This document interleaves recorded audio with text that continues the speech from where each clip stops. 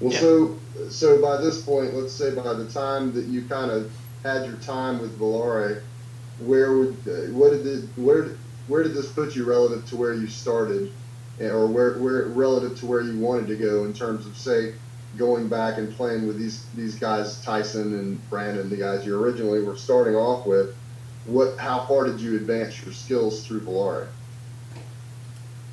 Um, that's a good question. I think one thing about Volaré is that we were. It was all about the art of what we were doing, and it was very adventurous music compared to anything that I do now. Um, or really anything I've done since then. It's all extremely, it's real complicated, and just the arrangements are kind of crazy, and uh, it the experience, I think, kind of it sort of spoiled me in a way, because we had it was just this complete creative autonomy that we had, where we're just we'll write a song in 15/8 time, and have a 3 minute keyboard solo that, just all this crazy stuff. And to think that, like, any other band I was in, it's like, well, we got to learn a few covers of something that people would actually know. I mean, we didn't, even if we ever did cover songs, with Volaré, it was like, well, it was an instrumental band, so we were sort of, it wasn't a jazz band, so it's not like we're going to play, we're going to cover Misty or something like that. So it's even that was a little strange, because, so I guess what I'm saying is, my experience with Volaré didn't,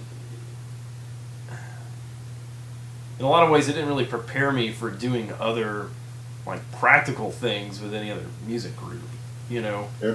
where, Okay. okay, let's learn a set of tunes for a 3 hour set at a club or something like that. It was all you know it was all original music, and even the covers that we learned, it didn't translate into any other musical setting in a practical way, if that makes sense.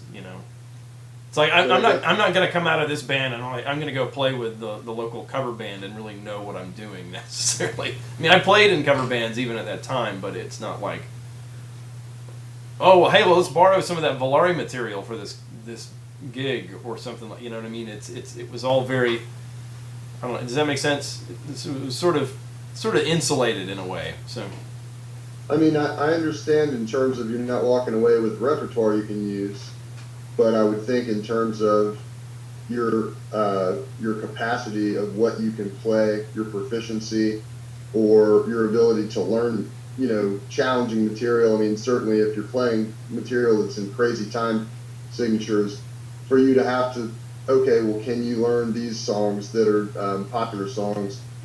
I would think that it wouldn't seem as probably as challenging, because even if it's original music, you're still having to memorize and learn it, and it doesn't mean that it's necessarily easier. I wouldn't think, just because you designed it doesn't mean that it's easy to play.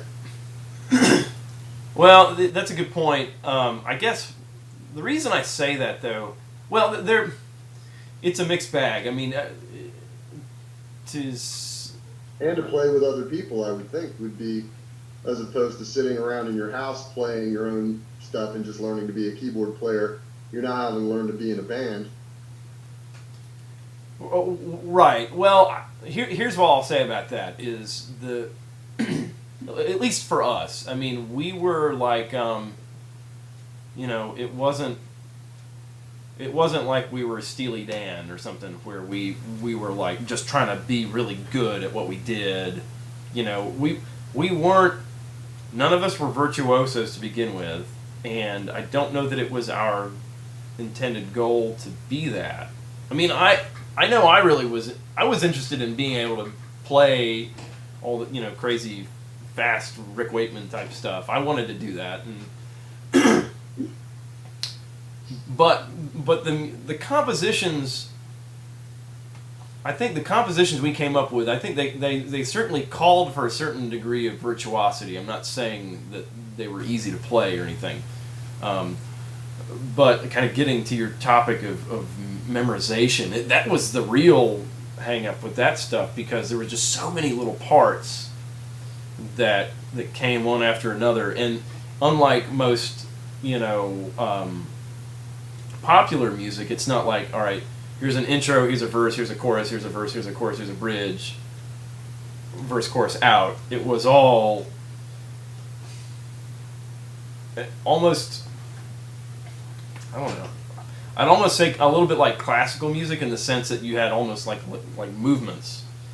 And here's this passage. I mean, we had plenty of things where we would return to a theme and things like that, but it was,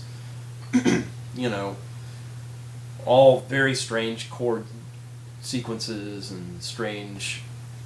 It was just a whole bunch of strangeness, and again with no lyrics to sort of anchor any of that. Then it was. So from that standpoint, yeah, I think I get a ton of skills from that. But I've thought back on that time period, and I've realized that there's so many things I didn't understand. Consequently, I didn't understand that verse chorus bridge thing. I didn't.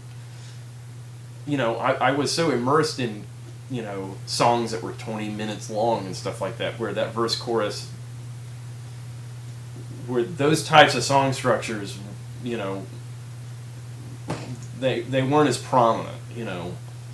So really, you were out in an abstract space compared to, I guess, relative to songs that you eventually play in a cover band. I guess those have more anchor points for your memory, whereas playing abstract, it's pure memorization of something that really isn't anchored in compositionally in traditional ways, or in the ways that somebody might find more predictable or more logical.